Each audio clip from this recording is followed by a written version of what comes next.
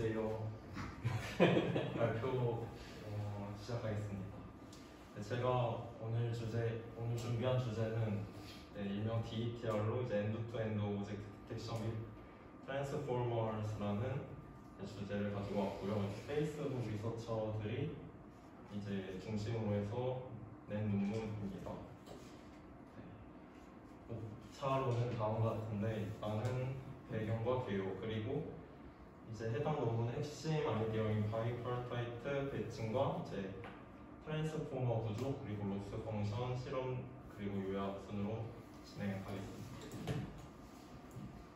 먼저 백그라운드에서 이제 오브젝트 디텍션에 대한 역사, 마일스톤에 대해 설명을 하자면, 먼저 딥러닝이 이제 알렉스넷으로 2012년부터 시작된 이후 이제 오브젝트 디텍션은 투 스테이지 디텍터로 이제 RCNN 기반으로 해서 나왔고, 그리고 원 스테이지 디텍터는 욜로와 SSD, 그리고 최근에 M2대, 에피션트 Z 등등 이제 다양하게 이제 나오고 있는 분야이고요. 지금까지 전에 소개해드렸던 그 모델들은 이제 백본과 넥, 이제 오브젝트 디텍션 구조인 백본과 넥 헤드가 이제 CNN 모델로 이제 이루어져 있다는 것이 특징입니다. 이렇게 백본이 이제 레스넷 프리트레인드 모델이 들어가고, 그리고 이제 여기서 그 피처 맵을 뽑으면은 피처 맵에서 피처맵의 그리드별로 앵커박스나 디폴트 박스 같은 것을 설정해서 이제 뭐 클래스나 이제 바운딩 박스를 이제 프레딕션하는 그런 구조로 이제 되었고요.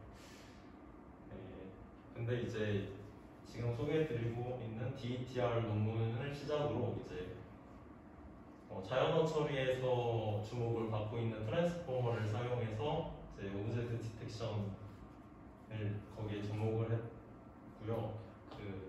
이 DETR을 최초로 시작으로 이제 디포머블 DETR로 살짝 수정해서 나온 것과 이제 스윙 트랜스포머라고 이제 또 다른 트랜스포머 기반 기반 오브젝트 디텍션이 나오게 되었고, 그리고 오브젝트 디텍션뿐만 아니라 클래시피케이션에서도 트랜스포머를 이용해서 이제 모델이 나오고 있는 상황입니다. 그리고 욜로 S라는 모델은 그 백본도 CNN을 쓰지 않고 이제 VIT나 DIT 같은 그런 트랜스포머를 써서 나온 모델이고요. 그리고 요즘 그 오브젝트 디텍션에 대한 성능 지표를 이제 페이퍼 위스 코드에서 참고한 건데, 이제 스윙 트랜스포머 기반인 오브젝트 디텍션 모델이 거의 다 상위권을 차지하고 있다는 것을 볼 수 있습니다. 그래서 이제 트랜스포머 기반으로 한 오브젝트 디텍션이 이제 좀 대세가 되고 있다는 생각이 들었고, 먼저 이 논문에서는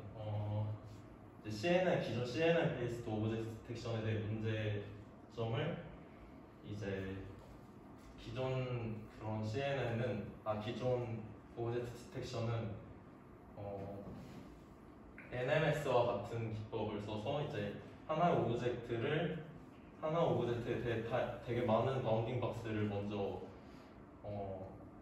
프레딕션하고 그중 가장 잘 디텍트한 거를 남기는 이런 NMS 알고리즘을 쓰고, 피처 맵의 그 그리드에 앵커 박스를 설정해서 이제 디텍션하는 그런 방법을 쓰는데, 이런 NMS도 직접 파라미터, 트레스홀드 값 같은 걸 설정해줘야 되고, 이것도 뭐 비율이나 앵커 박스의 개수 같은 거를 직접 설정해줘야 되는데, 이제 다양하게 이제 핸드 디자인드 컴포넌트가 되게 많다는 것을 문제점으로 이제 삼았습니다. 그래서 이제 이걸 해결하고자 디텍션 트랜스포머, 오브젝트 디텍션의 트랜스포머를 적용한 일명 DETR을 이제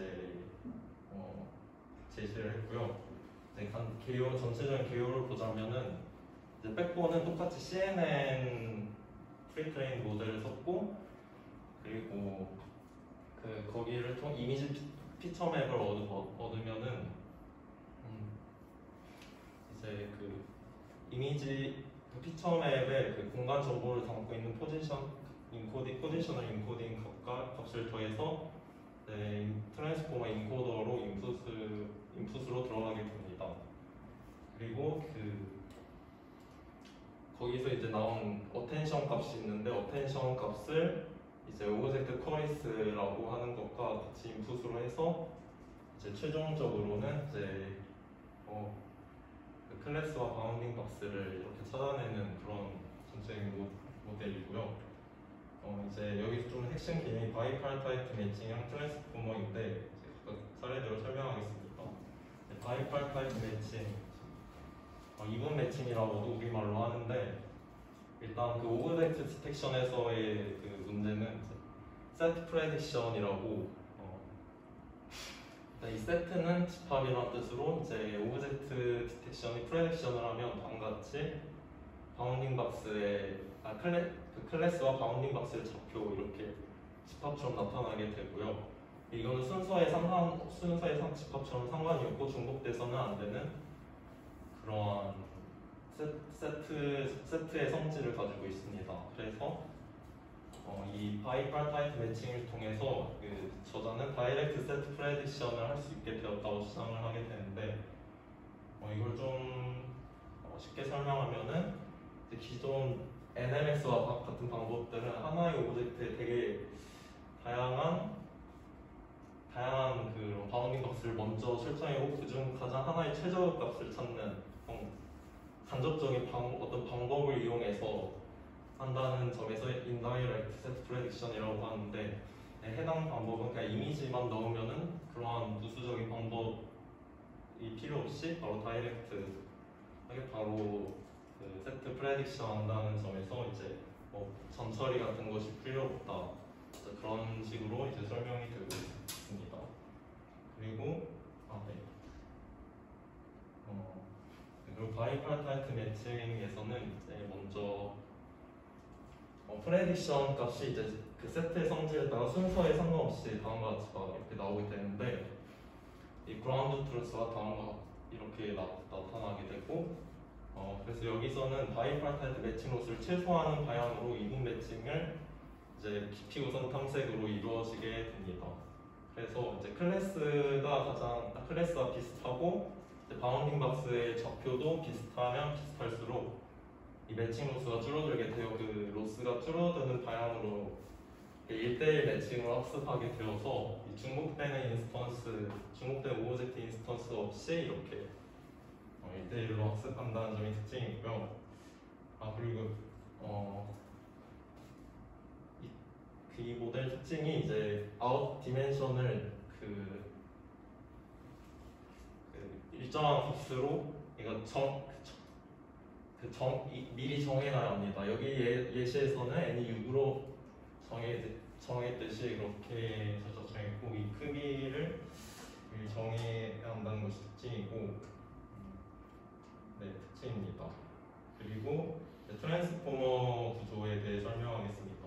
이건 이제 CNN 백본에 대해 먼저 설명하면은 이제 인풋 이미지가 이제 크기가 다음과 같으면은 이제 레슨의 50을 백본으로 써서 이제 이 피처 맵을 구하면은 다음과 같이 덱스가 처음에 2048로 나오다가 원바이원 컨볼루션을 통해 256으로 줄어들고 그리고 원본 이미지에서 32분의 1배를 해줘서 이제 다음과 같은 크기를 얻고 최종적으로는 이제 트랜스포머의 인풋으로 들어가기 위해서는 2차원이 돼야 되기 때문에 D/HW가 되고요. 이 D/HW는 이 그림으로 보면 좀 이 그림과 같이 나타내는데 이 각각 픽셀의 정보가 1차원으로 HW로 이렇게 일로 나타나게 되고 D는 그 인베딩 디멘션 값으로 이렇게 나타나게 됩니다. D는 이게 다 여기 논문에서 256을 디폴트 값으로 설정했고요. 그리고 이 트랜스포머 구조를 본격적으로 보면은 이제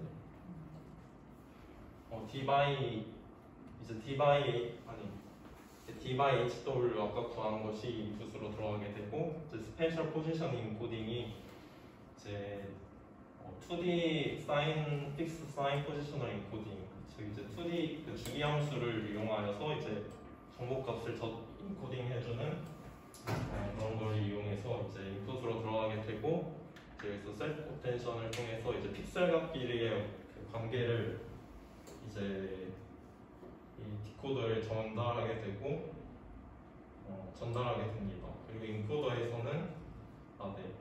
방금 설명한 것 같은데 이 픽셀 관계를 이제 그 디코더에 전달하는 그런 과정이고 디코더는 그 인코더의 어텐션 값을 전달받고 그리고 그 오브젝트 쿼리 n개로 미리 지정한 오브젝트 쿼리를 인풋으로 받아서 예측을 이제 최종적으로 그 피드 포워드 네트워크를 통해서 이제 클래스와 바운딩 박스를 예측하게 되는 그런 구조고요.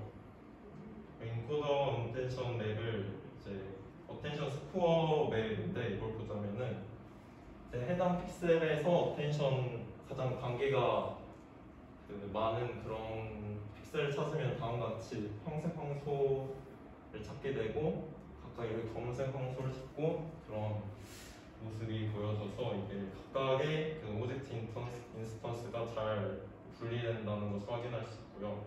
디코더 어텐션 맵도 이제 그 오브젝트의 끝단 말단에 이제 어텐션 스코어가 좀 높게 나타남으로써 이 바운딩 박스를 잘 설정할 수 있게끔 해주는 그런 역할을 합니다. 로스 펑션에 대해서 설명을 하면은 전에 그 했던 바이탈 이분 매칭에서 이제 로스가 있는데 이 로스는 이제 그 노 오브젝트가 아닐 때, 즉 오브젝트가 있을 때 이 클래스에 속할 확률의 음수 값인데 그 클래스에 속할 확률이 높다면 높을수록 좋은 지표이기 때문에 음수를 붙이고 그리고 바운딩 박스끼리의 그런 좌표 차이 그 로스를 더한 것이 이제 매칭 로스라고 할 수 있습니다. 이 바운딩 박스를 좀 더 로스를 살펴보면은 이 에러 로스에다가 이제 그 픽셀 간격이 좀 크면은 이제 로스가 매우 값이 뛰기 때문에 IOU 로스를 넣어서 이 값을 보정했다고 하고요. 그리고 시그마 햇인데 시그마 햇은 이제 그 L 매치가 가장 작을 때, 로스 매치가 가장 작을 때에 그 프레딕션, 바운딩 박스 프레딕션 최종의 순서를 이제 나타내게 됩니다.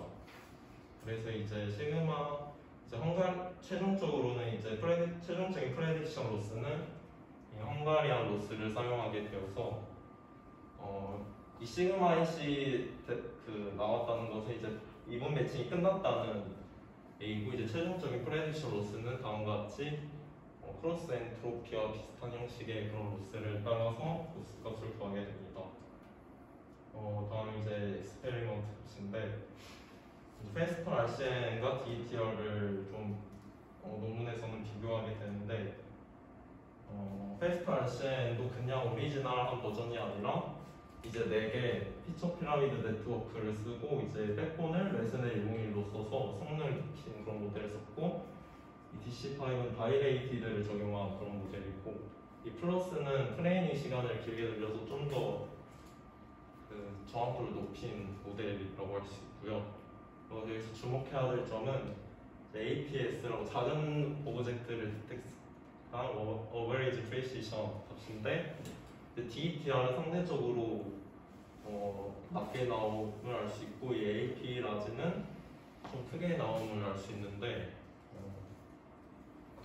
그 이유를 좀 생각을 해보자면은 이제 DETR은 이제 그 피처 피라미드 네트워크 같은 그 피처 맵을 이제 다시 여러 크기의 피처 맵을 웹에서 이제 디텍션 한 게 아니기 때문에 좀 이게 아무래도 낮게 나오지 않나 싶고요. 그리고 그 DETR은 어텐션 모델을 통해서 이제 좀 그러니까 그 로컬의 그 거리 차이가 아무리 많이 나도 그 픽셀 간의 관계를 이용해서 이제 그 디텍션을 했기 때문에 페스터 RCN은 저런 그 CNN 그 커널을 이용해서 컨볼루션을 통해 하는 그런 CNN 모델보다 좀 더 잘 나오지 않나 생각됩니다.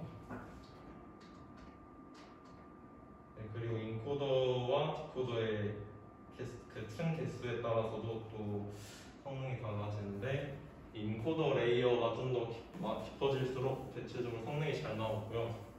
디코더 레이어도 여기서 보면은 디코더 레이어가 작게 쓸 때는 원래는 해당 그 트랜스포머 모델에서는 NMS를 안 쓴다고 했는데 만약에 썼을 때 그 지표가 훨씬 더 좋게 나올 수 있었습니다. 그것은 이제 디코더 레이어가 낮으면은 하나의 오브젝트에 되게 여러 개의 바운딩 값과 프레딕션 된다는 뜻으로 해석이 되고, 그래서 이 디코더 레이어를 늘려야지 이제 NMS를 적용했을 때와 아닐 때 값이 비슷해지는 그런 결과를 얻었고요. 네, 얻었습니다. 이제 다음 요약을 하자면은 다음 이런 트랜스포머를 4개 적용하고 이런 바이트라이트 매칭을 써서 이제 프레딕션을 다이렉트하게 할 수 있는 그런 모델이고, 따라서 이제 엔드-투-엔드한 오브젝트 디텍션을 이뤄낼 수 있다라는 내용의 논문이었습니다. 네, 이상으로 발표를 마치겠고 질문 있으면 해주셨으면 감사합니다. 네. 그쵸, 그 앞에 구조에서 네.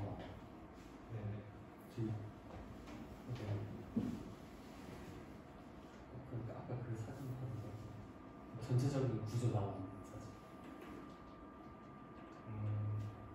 그래서 보면 저 포지셔널 인코딩인데 저거는 따로 정보를 주는 거고 인풋이 어떻게 구성되어 있는지 그게 그거.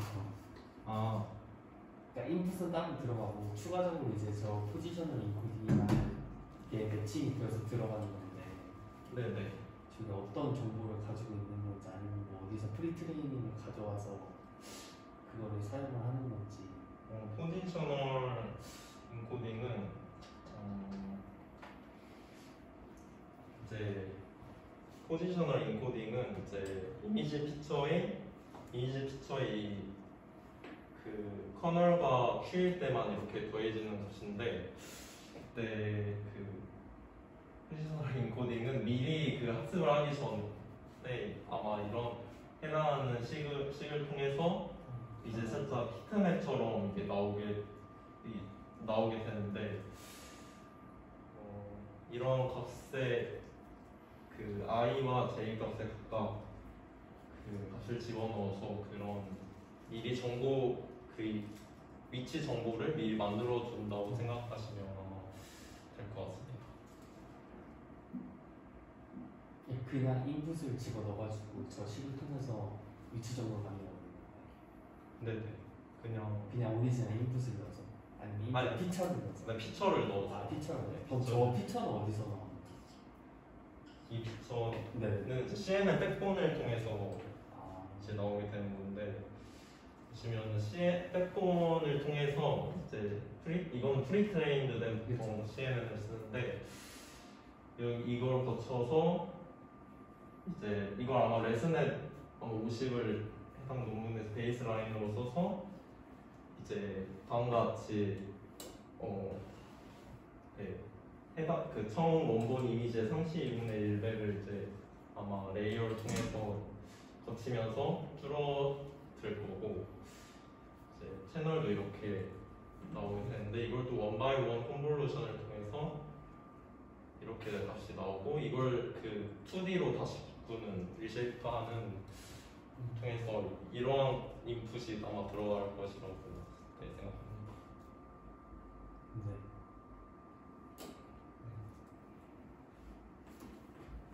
네, 아까 또 구조 저기 나중에 요약 전체 구조가 네, 저기 보면 디코더 부분에 있는 오브젝트 컬이 있잖아요. 저기 들어가는 개수는 클래스 개수로 하는 건가요? 클래스 개수로 넣지는 않고요. 아마 대략적으로 그냥 임의의 큰 값을 아마 지워놓는 걸로 알고 있습니다. 그래서 아까 보면 저기 헝가리안 알고리즘 쓰고 있잖아요. 그럼 무조건 그러면 저 숫자는 원래 클래스에 들어가는 것보다는 훨씬 더 큰 숫자가 들어가겠네요.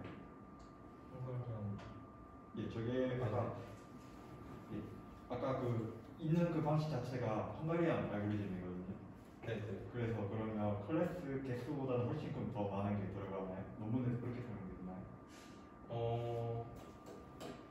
네. 그 좀 거의 그게 아마 좀 큰 값으로 아마 한 100 정도로 넘는 걸로 봤습니다. 네. 아까 그 박스 찾는 거 어떻게 있잖아요. 슬라이드 좀더 네, 네. 거기서 이제 저게 아마 박스마다 이제 프레딕션 값을 해놓고 그라운드 트루스를 찾는 것 같은데 네. N6한 6개의 박스를 그러니까 정해서 그 박스를 찾는 거잖아요. 그러면은 일단은 저 그라운드 트루스를 그럼 어떻게 주는 거예요? 그러니까 그라운드 트루스라는 게 라벨을 결국에 우리가 줘야 되는데 그러니까 박스를 저희가 어디에 만들어라 이렇게 말하고 주는 거야? 아니면 박스의 위치까지 저희가 다 정해주는 거야? 아니면 제가 알아서 주는 거야? 제가 알기로는 그라운드 트루스는 다 주어지는 그 위치까지 그 중심적과 WH까지 다 주어져서 거기에 맞게끔 학습하는 것으로 알고 있습니다. 그러면 저 비제로에 그러니까 4개의 지름값이 있잖아요. 저 그라운드 트루스에 네. 그럼 저게 위치랑 뭐 그런 건가요? 이거는 이 바운딩 박스의 중심좌표 x, y고 150은 이제 위치와 하이트 값을 갖게 되는 그런 지표입니다. 그러면 저걸 통해서 이제 저런 박스를 우리가 원하는 그런 박스를 찾게 되는 거나 그렇게 생각하면 돼요. 네. 아무래도 이게 프레딕션 이렇게 잘 된 거는 이 로스 값을 최소로 하는 값을 찾게끔 1대1 매칭을 하게끔 하는 거고, 이렇게 아마 잘못된 바운딩 박스도 있는데 이거는 이렇게 노 오브젝트 쪽으로 학습을 하게끔 하는 구조입니다.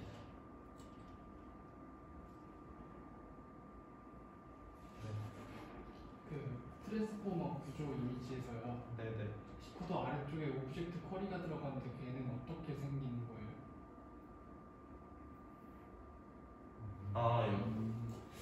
이 오브젝트 쿼리는 처음에는 랜덤한 값을 집어넣게 되는데 그 랜덤한 값을 집어넣다가 이제 이 티코더 레이어도 보시면은 되게 여러 층을 가지고 있고, 그래서 가지고 있어서 이제 처음에는 그냥 그 랜덤한 값 갖다가, 그리고 이런 처음에 셀프 어텐션을 통해서 제가 이해한 거는 이제 오브젝트에서 바운딩 값가 서로 겹치지 않게끔 이 셀프 어텐션을 통해서 아마 이루어진다고 생각을 하고 있고요. 근데 네, 그렇게 생각하고 있습니다. 근데 이게 완전 그냥 혼자 이렇게 이해한 건데 정확한 사실인지는 사실 잘 모르겠습니다. 저 구조 보면 딱 다시 생각난 게 멀티헤드 셀프 어텐션이 들어가는 if에 대해서 서로의 관계를 파악하는 거잖아요. 사실 그 역할 자체가. 네네. 그런데 오브젝트 쿼리가 처음 들어갈 때는 이미 실수가 들어간다는데, 그러면 애초에 관계를 파악할 필요가 없지 않나요?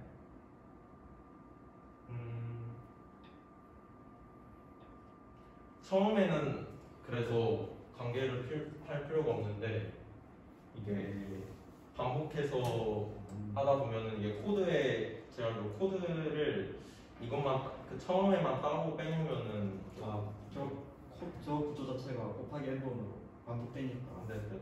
저 멀티헤드 있는 자체는 사실 오브젝트 쿼리를 위해서가 아니라 저 빠져나온 걸 위에 다시 중첩하려고 있는 거라고 생각해야 돼요. 맞죠.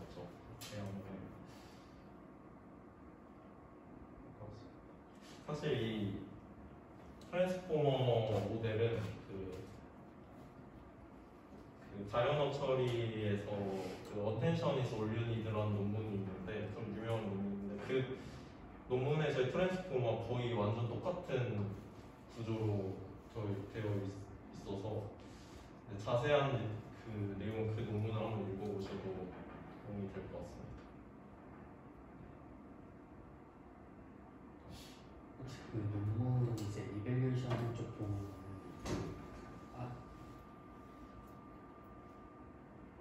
그 다음 페이지 한번 거기 네. 저기서 보면 이제 지금 총 6개의 프리딕션을 고정을 해놨잖아요. 네. 혹시 저거에 수를 늘리거나 뭐 줄인 실험 같은 겁니다. 저기 지금 6개로 이제 고정이 되어 있는 건데 저거를 꼭 6개를 고정할 이유가 있는 건지. 저게 아까 뭐 오브젝트 콜이시죠? 네네. 미리 정해진 오브젝트 콜인데 실험을 사실 네. 6개보다도 더 많이 나오면 나올수록 이 후보군은 많은 거니까 좋은 건 아닐까 라고 또 생각을 해보긴 하는데 그거에 대해서 한번 다시 찾아봐야 될 것 같습니다. 사실 뭐 그런 거에 대한 언급이 없으면 그냥 제 개인적인 사견으로는 뭐 실험하다가 가장 좋은 게 아닐까 해서 나오는 거라고 생각하는 거 같은데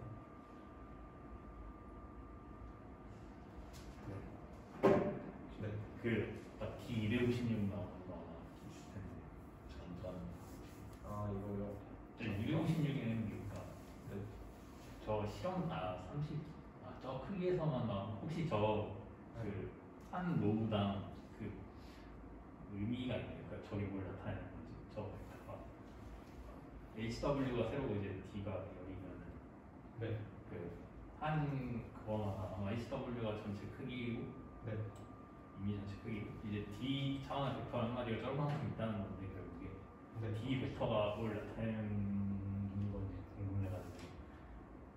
D 벡터는 이미지 피처 네, 피처를 아마 나타내는 걸로 생각이 되어지고요. 네. 일단은 그렇게 생각될까요? 피처 그러니까 저 포지션의 인코딩과 같이 한 결과가 그럼 D예요? 아니면 그냥 피처 이미지 피처 저 CNS 나오는 피처가 D예요?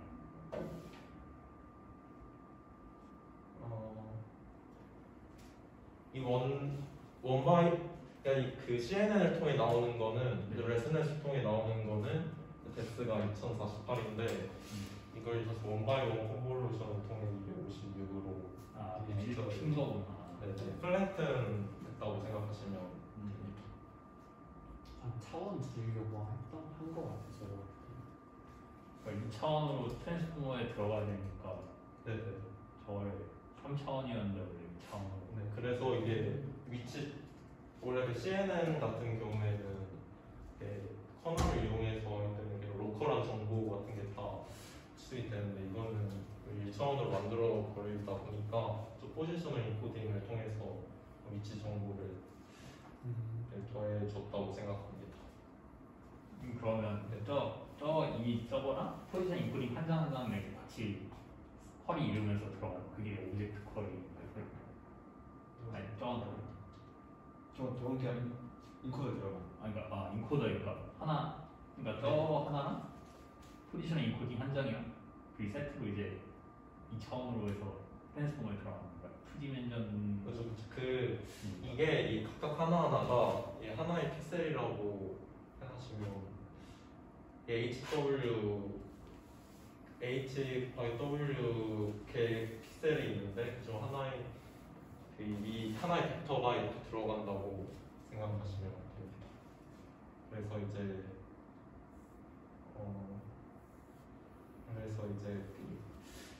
여기서도 이 Q 쿼리가 이제 하나의 어떤 예시를 줘 하나의 그런 픽셀이라고 하면은 키가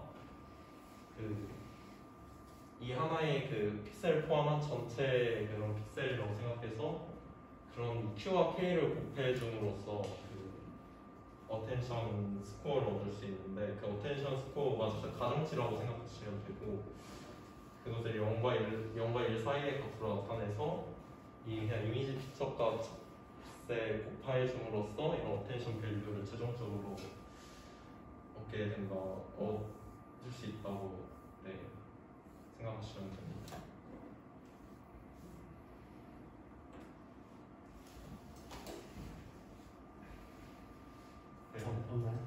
질문 있으신 분? 어, 수고하셨습니다.